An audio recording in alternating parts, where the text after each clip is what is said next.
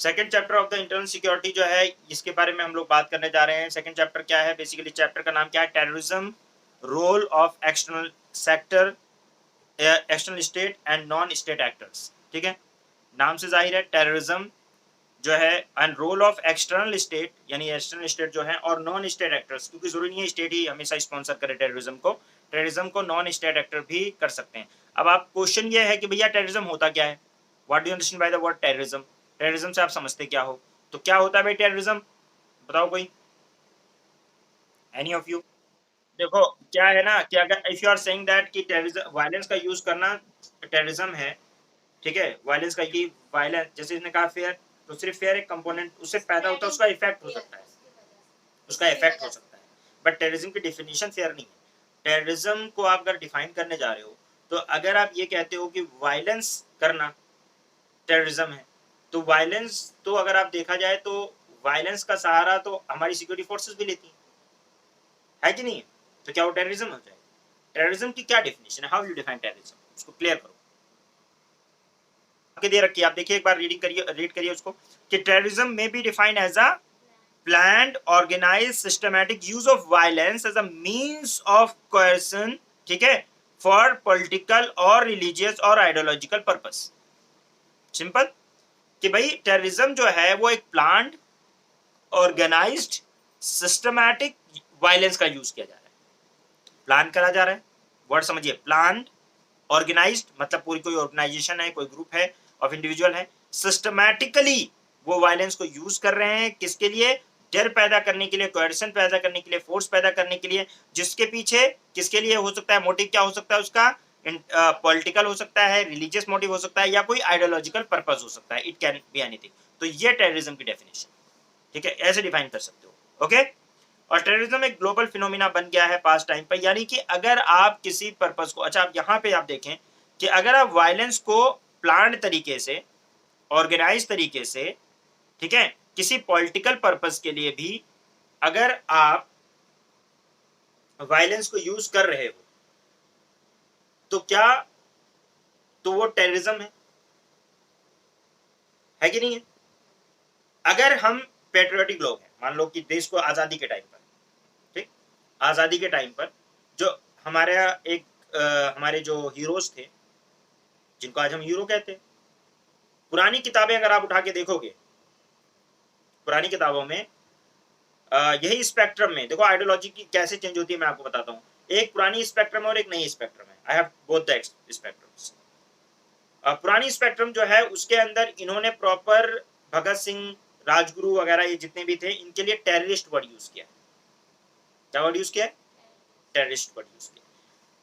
Terrorism, क्योंकि ये definition यही है कि टेररिज्म जहां पे आप प्लान, ऑर्गेनाइज्ड, सिस्टमैटिक यूज करते हो वायलेंस का डर पैदा करने के लिए, जिसका पॉलिटिकल रीजन हो सकता है, रिलीजियस रीजन हो सकता है, आइडियोलॉजिकल रीजन हो सकता है, वहां पे आइडियोलॉजिकल या पॉलिटिकल रीजन था जहां पे आपने सिस्टमैटिक यूज किया वायलेंस का, ठीक है ना? तो ये टेररिज्म की डेफिनेशन हो गई। पुरानी जो स्पेक्ट्रम वाली बुक है हिस्ट्री की, उसके अंदर इन्होंने प्रॉपर वर्ड जो यूज कर रखा है टेररिस्ट और टेररिज्म, ठीक है। बाद में जो है इन्होंने उस वर्ड को चेंज करके उसको जो है अलग वर्ड से रिप्लेस किया, और उसको इन्होंने जो है एक्सट्रीमिज्म वर्ड यूज किया, ठीक है।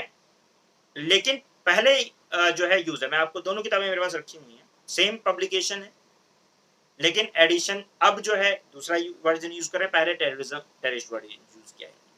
तो क्या गलत यूज किया था, अपनी गलती को सुधारा है, क्या किया है, क्यों ये टेररिस्ट वर्ड मतलब टेररिज्म स्पेसिफिकली खास किया जा रहा है किसी पर्टिकुलर कम्युनिटी के लिए?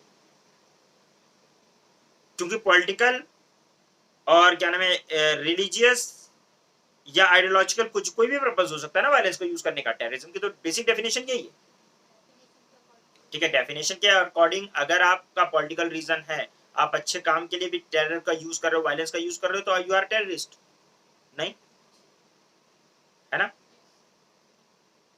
लेकिन अगर आप कहें कि नहीं मतलब जो है वो टेररिज्म नहीं कहा जाएगा, वो पेट्रियोटिज्म कहा जाएगा, तो हमारे पॉइंट ऑफ व्यू से तो पेट्रियोटिज्म है, हम तो कहते ही नहीं, लेकिन अंग्रेजों के पॉइंट ऑफ व्यू से क्या था, वो टेररिज्म था। और वैसे अगर जनरल एक न्यूट्रल प्रोस्पेक्टिव रखा जाए तो वहां पे भी टेररिज्म तो है ना। तो ये किताबों ने वैसे लिखा भी था अभी तक 2000, आई थिंक आई हैव 2012-13 की किताब होगी, या हो सकता है उससे थोड़ी पहले की हो, तो उसमें टेररिस्ट वर्ड यूज किया है। अब जो है वर्ड चेंज कर दिए, मैं दिखाता हूँ आपको एक बार। देखिए ये बुक है, स्पेक्ट्रम की बुक है, उल्टा दिखा रहा हूँ सही, स्पेक्ट्रम की बुक है, ये पुरानी किताब है स्पेक्ट्रम की ही, ठीक है ना। राजीव अहिर साहब ने इसको लिखा हुआ है, ठीक है। और राजीव अहिर कौन है, आईपीएस है। राजीव अहिर कौन है, आईपीएस है, ठीक है। इन्होंने ही लिखा हुआ है, और भी लोग हैं, कल्पना राजाराम है और लोगों ने लिखा हुआ है, एडिटर हैं। राजीव अहिर आईपीएस है, इन्होंने लिखा है ये किताब। और आपको मैं इसका यानी ये एडिशन जो है हमारा 2013 का एडिशन है, ये 2013 का जो है 19th एडिशन है 2013 का, ठीक है ना। 1995 में पब्लिश हुई है ये, पहले ये किताब है, पहले हम लोग इसी से पढ़ते थे, ठीक है। इसमें आप देखिए, अगर मैं आपको बहुत सारी जगहों पे इन्होंने जो है टेररिस्ट वर्ड प्रॉपर यूज किया है, ठीक है ना। एक्सट्रीमिज्म प्रॉपर टेररिज्म कहा है। देखो यहाँ पेज नंबर 92 पे क्या लिखते हैं ये, देखो अगर पढ़ने में आ रहा है, रिवोल्यूशनरी टेररिज्म लिखा हुआ है कि नहीं लिखा हुआ है, आ रहा है पढ़ने में, रिवोल्यूशनरी टेररिज्म, ठीक है, ओके। ये पेज नंबर 92 पे इन्होंने लिखा हुआ है इंडियन नेशनल मूवमेंट में रिवोल्यूशनरी टेररिज्म। और इसी तरह से इन्होंने रिवोल्यूशनरी टेररिज्म वर्ड बहुत जगह पे, चापेकर ब्रदर वगैरह के लिए, ये क्या नाम है आपका, रस बिहारी बोस के लिए, सचिन सान्याल वगैरह के लिए। देखो यहाँ पे, देखो ये जो क्वेश्चन आया था युगांतर, अनुशीलन एंड युगांतर वाला, ये यहाँ पे मेंशन है, ठीक है ना। देखो मैंने अंडरलाइन भी कर रखा है, बहुत पहले का है लेकिन अंडरलाइन कर रखा है। तो ठीक है, अगर आप ठीक से पढ़ोगे तो आपको समझ में आएगा। तो यहाँ पे यहाँ पे भी मेंशन है, और जगहों पे भी इन्होंने जो है रिवोल्यूशनरी टेररिज्म वर्ड यूज किया है। किसके लिए, मिलिटेंसी, और ये वर्ड यूज किए हैं ये सारे मतलब जो अनुशीलन समिति थी या युगांतर वाले थे जिन्होंने बम मारा था हार्डिंग के ऊपर, तो उनके ऊपर ये सब यूज किया हुआ है, ठीक है ना। अच्छा, उसके बाद फिर देखिए शिफ्ट होता है, आइडियोलॉजिकल शिफ्ट होता है। इस पूरी बुक में कई जगहों पे जब एचआरए वगैरह जो है, एचएसआरए वगैरह है, उसको भी इन्होंने रिवोल्यूशनरी टेररिज्म लिखा है, प्रॉपर तरीके से लिखा है। ये देखिए रिवोल्यूशनरी टेररिज्म पेज नंबर 143 पे, ठीक है। युगांतर अनुशीलन ग्रुप लेटर, यहाँ पे देखो लिखा है युगांतर, इन्होंने किस किस का नाम लिया हुआ है इसमें, रिवोल्यूशनरी टेररिज्म में इन्होंने लिखा, एंड सोशलिज्म इन्होंने लिखा हुआ है। एचआरए, एचआरए कौन था पता है, एचआरए हिंदुस्तान रिपब्लिकन एसोसिएशन, ये चंद्रशेखर आजाद भगत सिंह वाला ऑर्गेनाइजेशन है। एचएसआरए भी वही, बाद में उसका नाम हो गया था एचएसआरए, ठीक है। तो ये पंजाब यूपी बिहार में ये लोग एक्टिव थे, भगत सिंह चंद्रशेखर आजाद वगैरह। तो इनको एचआरए वाले, युगांतर अनुशीलन group, letter Chittagong revolt group भी इसको कहा गया, सूर्य सेन वाला, ये जो हैं ये सब इन्होंने इसमें बोला है रिवोल्यूशनरी टेररिज्म ड्यूरिंग 1920, इसको रिवोल्यूशनरी टेररिज्म लिखा है, देखो लिखा है, पुरानी किताब पेज नंबर 143, ठीक। नई बुक देखिए आप, ये नई किताब है, सेम पब्लिकेशन, राजीव अहिर साहब ने ही लिखी हुई किताब है, मोटी हो गई किताब थोड़ी सी, और ये एडिशन है 2017 का। अब यहाँ उसी चीज को अगर मैं आपको दिखाऊं तो यहाँ पे इन्होंने क्या लिखा है, हर बार इन्होंने जो है लिखा है इसको रिवोल्यूशनरी एक्टिविटीज, क्या बोला है, रिवोल्यूशनरी एक्टिविटीज। अब इन्होंने जो है एकदम उसको वहां से रिवोल्यूशनरी एक्टिविटीज, टेररिज्म वर्ड हटा के क्या किसको लिया है, रिवोल्यूशनरी एक्टिविटीज, ठीक है। रिवोल्यूशनरी एक्टिविटी ड्यूरिंग 1920, देखो मोटा मोटा लिखा है, क्या रिवोल्यूशनरी टेररिज्म लिखा हुआ था ना, वर्ड हटाया, रिवोल्यूशनरी एक्टिविटीज ड्यूरिंग 1920, बात वही है, देखो सब कुछ, revolutionary activity which turn into socialism, revolutionary activity turn into socialism, ये लिखा है। वहां पे क्या लिखा हुआ था, सेम टेररिज्म एक्टिविटी, ठीक है, टेररिस्ट एक्टिविटी, ठीक है ना। अब यहां से देखिए कितना कितना क्या फर्क पड़ा है, कितना मतलब आइडियोलॉजी में फर्क है, क्या है। 2017 के एडिशन में ये आया है आपका रिवोल्यूशनरी। अब यहाँ इनका जो हेडिंग था वो ये था, revolutionary terrorism with a turn towards socialism, इनका जो हेडिंग था देख लीजिए, पढ़िए, revolutionary terrorism with a turn to the socialism. यहाँ पे लिखा हुआ है revolutionary activities with a turn to the socialism लिखा है। रिवोल्यूशनरी, यहाँ पे लिखा था रिवोल्यूशनरी टेररिज्म ड्यूरिंग 1920, यहाँ लिखा है रिवोल्यूशनरी एक्टिविटीज ड्यूरिंग 1920। फर्क देख रहे हैं? तो क्या डेफिनेशन चेंज हो गई टेररिज्म की 2013 से अभी तक? चेंज तो हुई। देखिए अब इन्होंने रिवोल्यूशनरी एक सेम किताब, सेम एडिशन, सेम राइटर, वो तब भी आईपीएस थे, बाद में भी आईपीएस, रिटायर हो गए हो या नहीं पता नहीं, लेकिन अब आप देखें इसको कि इन्होंने क्यों चेंज किया, उस सेम किताब में ये बातें क्यों, इस तरह की बातें क्यों आई, इसके सोच अब ये मैं आप लोगों के ऊपर छोड़ता हूँ कि ऐसा क्या हुआ है कि ये वर्ड को, पहले टेररिज्म वर्ड यूज करने में दिक्कत नहीं थी, आज रिवोल्यूशनरी उसको एक्टिविटी क्यों कह रहे हो, क्यों टेररिज्म वर्ड नहीं कह रहे? पुरानी जितनी भी किताबें हैं उसमें यूज किया आपने ये वर्ड, अब कुछ स्पेसिफाई करने की कोशिश कर रहे हो, क्यों चेंज हुआ है वो आप देखें, ठीक है? इट्स अप टू यू, आप देखिए, आप सोचिए।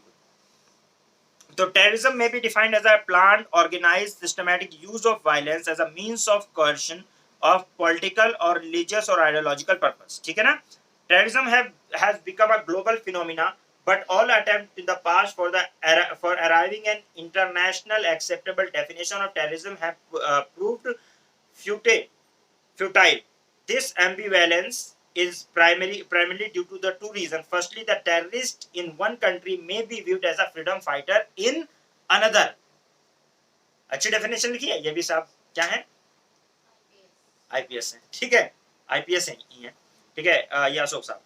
तो इन्होंने लिखा है कि terrorist in one country may be viewed as a freedom fighter in another. Second, it is known as some state encouraged various criminal acts being carried out in another state. Hence, it is an obvious lack of political will to any universal accepted definition of terrorism. ठीक है ना? क्योंकि एक state sponsor कर रहा है दूसरे state में टेररिज्म कराने के लिए, यहाँ पे उसको फ्रीडम फाइटर, हीरो बोला जा रहा है, और दूसरी जगह पे फ्रीडम फाइटर या हीरो बोला जा रहा है हमारा, ठीक है, और दूसरी जगह पे उसको टेररिस्ट बोला जा रहा है। तो एक यूनिवर्सली एक्सेप्टेड डेफिनेशन देना बहुत मुश्किल काम है, ठीक है। Even the United State has been unable to come with an official definition of the terrorism that is universal and acceptable to all member countries. The difficulty is defined what exactly constitute terrorism act as a barrier in the international cooperation against terrorism. So irrespective of these constraints, we can definitely say that terrorism is a state of terror, panic and fear, है ना, psychosis created by an individual or a group of people in order to force, coerce or blackmail the authorities using violent method to accept their demand or to attain political, religious or ideological goal.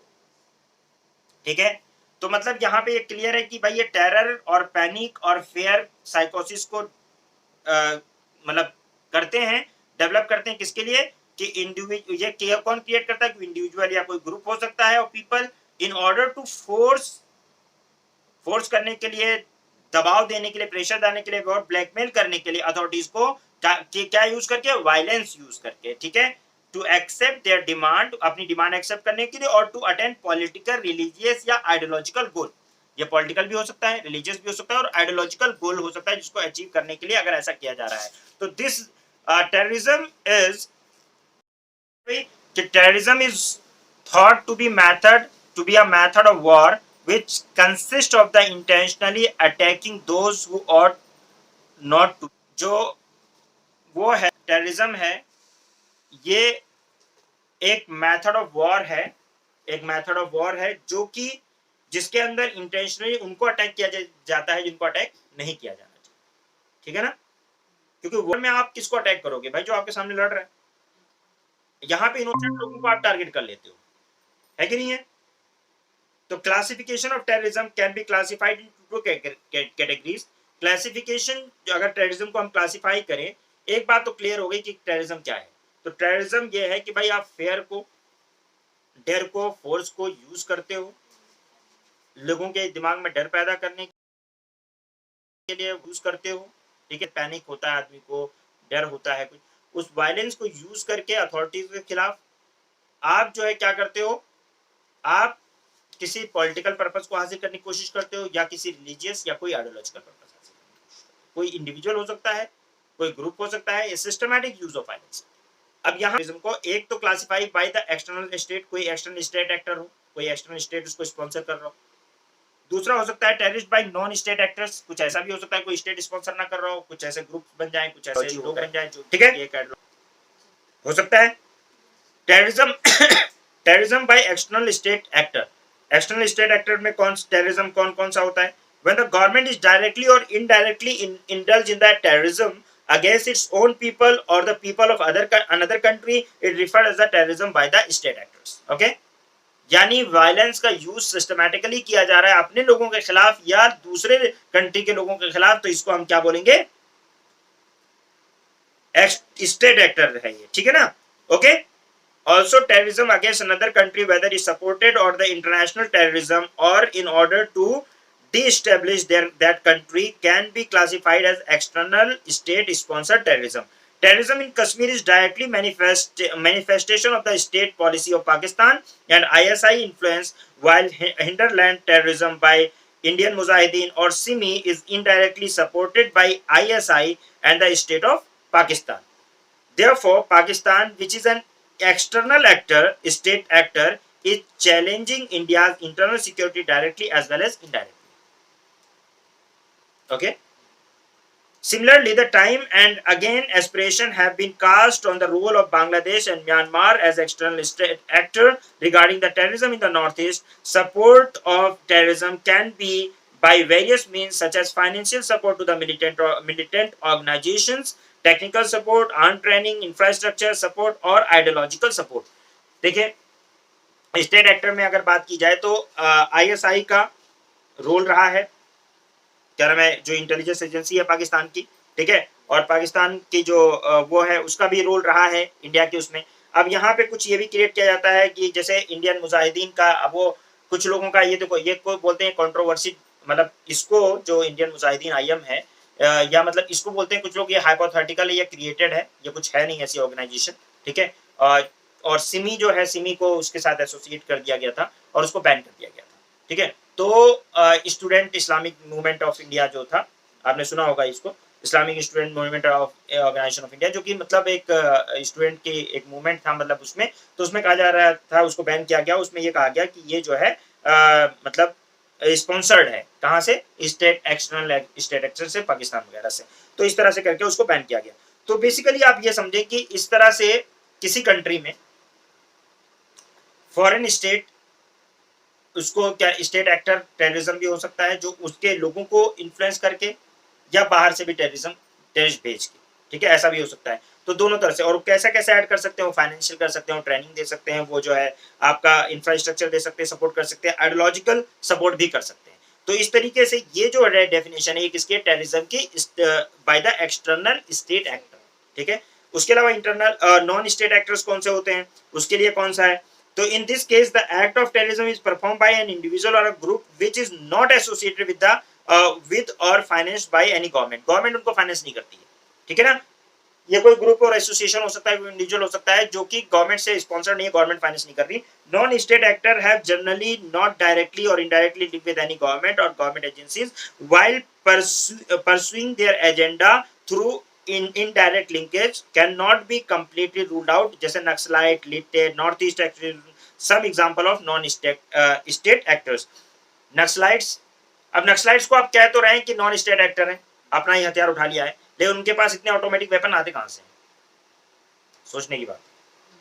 अगर external state actor नहीं है तो एक तरफ तो आप पाकिस्तान के ऊपर सीधे इल्जाम लगा रहे हो, ठीक है, कि पाकिस्तान कर रहा है, ठीक है, बात समझ आती है। नक्सलाइट्स को या माओइस्ट को क्या चाइना नहीं कर रहा सप्लाई? आपको लगता है नहीं कर रहा है? तो ठीक है, नॉन स्टेट एक्टर माने रहो, मान लेते हैं। नक्सलाइट्स, ठीक है ना। LTTE, liberation tiger of Tamil, Eelam, चलो ये मान सकते हैं। नॉर्थ ईस्ट में जो एक्सट्रीमिज्म है, नॉर्थ ईस्ट में जो एक्सट्रीमिज्म है वो हो सकता है नॉन स्टेट एक्टर हो, लेकिन उसमें कुछ ना कुछ फैक्टर जो है वो स्टेट एक्टर थे, उसमें कहीं ना कहीं चाइना भी इन्वॉल्व है, क्योंकि इतने ऑटोमेटिक वेपन्स म्यांमार रूट से आ रहे हैं या कहीं से आ रहे हैं, कैसे आ रहे हैं? इतने ऐसे ऐसे वेपन्स उनके पास कहां से आ रहे हैं कि वो हमारी सिक्योरिटी फोर्सेस से, हमारी जो है सीआरपीएफ को चैलेंज दे रहे हैं। और आपने देखा कई बार पूरा पूरा कैंप उड़ा दिया उन्होंने, 42 43 लोगों को मार दिया है। मतलब इतनी ट्रेंड फोर्स को, सबसे लार्जेस्ट पैरामिलिट्री जो फोर्स है वो सीआरपीएफ हमारे पास। कोबरा कमांडो जो सुनते हो आप, पार्लियामेंट की सिक्योरिटी में लगे हुए हैं। कोबरा कमांडो जो है, जो आरपीएफ होती है, ये सब सीआरपीएफ की, समझ लो ना। अच्छी ट्रेनिंग उनकी होती है, जंगलों में पूरा नक्सलाइट ट्रेनिंग, उनको वो डिफीट कर दे रहे हैं। उनको वो कहीं ना कहीं से ऐसे अटैक करते हैं, उतनी इतनी जबरदस्त उनके पास ऑटोमेटिक वेपन्स, माइंस, मतलब जो वो लगा देते हैं, वो बॉम्ब लगा देते, कैसे कर देते हैं भला बिना क्या नाम है उसके। तो इसका मतलब है कि कहीं ना कहीं से स्पॉन्सर तो है, बट फिर भी इसको नॉन स्टेट एक्टर में रखा जा रहा है इस बुक के according. Many important terrorist group such as Lashkar e Taiba and Indian Mujahideen also claim to be a non-state actor but have de facto support from Pakistan। अब यहाँ इन्होंने बोल दिया। जब देखो ये किताब भी, एक बात मैं बताऊंगा आपको, इस बुक में को आप बुक की तरह पढ़िए, लेकिन इसमें भी बहुत बाइसनेस है। आपको मैं एक बात और क्लियरली बता दूं कि when you are discussing about the internal security for UPSC, internal security की बात करो ना, आपको कुछ ऐसी बातों का सामना करना पड़ेगा जो आपके लिए बड़ी अनकंफर्टेबल होगी, है ना। जैसे हम जब बात करते हैं कि स्टेट, रिलीजन, कास्ट, हम लैंग्वेज, इसको एज अ सिक्योरिटी थ्रेट के तौर पे जब देखेंगे, तो भाई कुछ लोग इसमें जिनका आइडियोलॉजी वो होगी कि नहीं, मतलब हमें तो अपनी कास्ट को ऐसे करना है और हमें तो ये अपनी लैंग्वेज को प्रमोट करना है। अरे प्रमोट करो, ठीक है, दूसरी के लैंग्वेज को दबाना थोड़ी ना कह रहा है कोई। क्यों दबा रहे हो दूसरी की लैंग्वेज को? कह एक ही लैंग्वेज बोली जाएगी, ऐसा नहीं, ठीक है। और तो अगर आप कोई इंपोज करने वाला बंदा है तो उसको तो उसके लिए अनकंफर्टेबल हो जाएगा। कोई रिलीजियस आइडियोलॉजी लेकर बैठेगा तो यूपीएससी की तैयारी करने में एक बात बहुत क्लियर लो, आपका बहुत ओपन माइंड होना चाहिए, खुला, ताकि आप चीजों को, जैसे एक होता है ना फ्रीडम ऑफ स्पीच एक्सप्रेशन, आपका, आप हार्श रियलिटी को एक्सेप्ट करने को तैयार हो। कभी कभी आपकी सिक्योरिटी फोर्सेस के ऊपर कुछ ऐसे केसेस आएंगे जिसमें आपकी सिक्योरिटी फोर्सेस को क्रिटिसाइज किया जाएगा। आप बहुत पेट्रियोटिक एटीट्यूड दिखाकर आप पढ़ाई नहीं कर सकते। पढ़ता है टाइम आपको एनालाइज जब करोगे आप, तो आप अपनी कमियां भी देखोगे, समझ रहे हो ना, और सामने वाले की भी देखोगे। आप ये नहीं कि एक दिमाग में एक, मतलब एक फ्रेम बांध लिया आपने, एक दायरा बना लिया कि भाई मुझे इससे बाहर नहीं जाना है, जैसे इन्होंने बना लिया एक दायरा की, मतलब वाई आप इतने अनकंफर्टेबल क्यों हैं? वाई पहले आपने किताब में आपने यूज किया और बाद में आपने जो है उसको एक्टिविटी वर्ड यूज क्यों कर रहे हो? इतना डर क्यों गए एक वर्ड यूज करने से? इसलिए डर गए क्योंकि मतलब ये एजुकेशन को बांधने का एक वो है। आप अपने दिमाग को बांध कर अगर आप सोचते हो कि आप बहुत अच्छा कुछ को मिलेंगी, जिसमें आपको लग सकता है कि यार ये तो मतलब जरा हमारे जो हमारी फीलिंग्स है उसके खिलाफ जा रहा है ना। लेकिन इंटरनल सिक्योरिटी में की जब हम बात करते हैं तो हमें बहुत सारी चीज़ों को ध्यान में रखना पड़ता है, सारे फैक्टर्स को देखने पड़ते हैं। आप ये नहीं कर सकते नहीं यार इस पर हम चर्चा नहीं करेंगे, इस पर हम बहुत सॉफ्टली चर्चा करेंगे।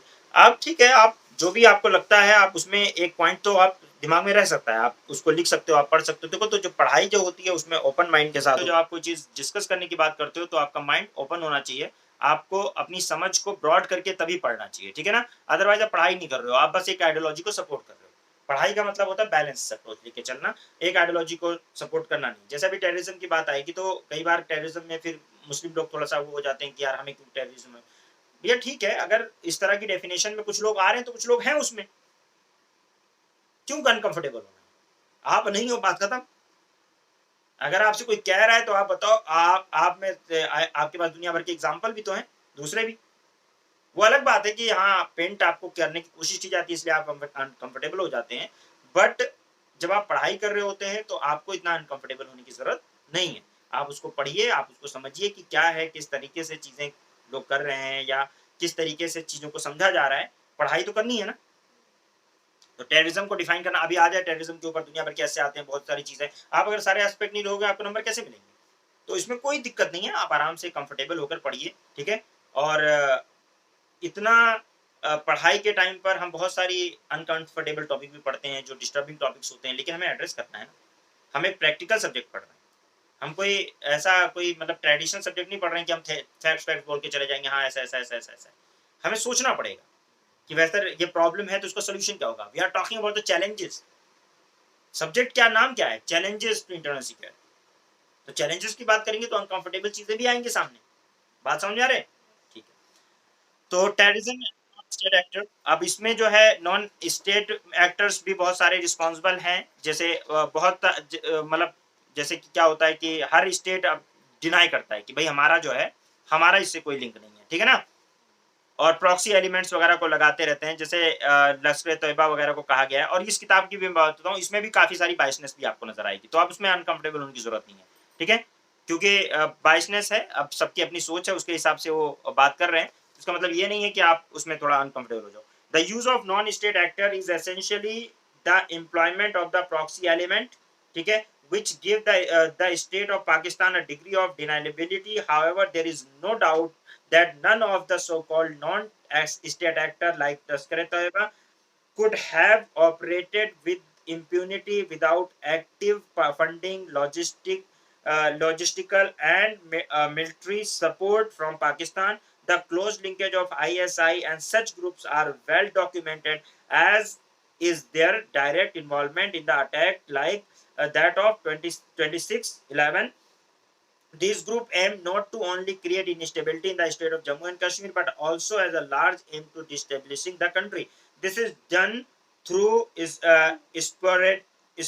sporadic terrorist strikes, which spread terror and panic. This could also adversely affect the ability of the Indian state to pursue economic modernization. The flooding of the country with counterfeiting currency is also a way of weakening the economy. Therefore, some of the so-called non-state actors operating from Pakistan are the proxies of the state, functioning under the clear cluster of the state policy. अब यहाँ पे एक example सीख दिया गया है कि जो लश्कर तैयबा वगैरह है वो बेसिकली पाकिस्तान से स्पॉन्सर्ड है, प्रॉक्सी हैं। हम उनको कहा जा रहा है क्या कि वो नॉन स्टेट एक्टर्स है, ठीक है? स्टेट, क्योंकि उनको डिनायल पाकिस्तान डिनाई करता है कि नहीं, हम इसको स्पॉन्सर नहीं कर रहे। एक तरफ आप हैं, चलिए टेररिज्म में गए, आप दूसरी तरफ क्यों नहीं गए?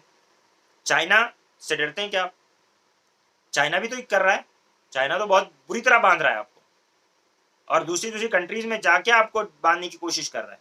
आपकी इकोनॉमी में को सबसे ज्यादा जो नुकसान पहुंचा रहा है चाइना पहुंचा रहा है, सबसे ज्यादा।